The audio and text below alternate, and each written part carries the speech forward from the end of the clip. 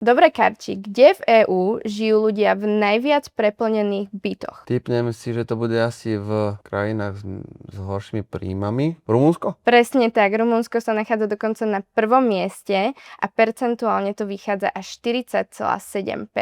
Slovensko? Slovensko sa síce nenachádza v našej tabuľke, kde ich je 5, ale nachádza sa s podielom okolo 30% tesne za touto top 5. Bulharsko?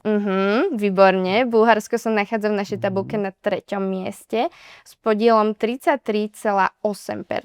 Maďarsko? Maďarsko sa v našej tabuľke Nie. nenachádza. Môžem ti dať teda jednu nápovedu a tá Poprosil by som. znie, že sú to naši susedia. Poliaci? Výborne. Je to teda Poľsko, ktoré sa nachádza na 4. mieste v našej tabuľke a percentuálne je to 33,7%. Je tam nejaká pobaltská krajina? Áno, je. Skúsme Lotyšsko.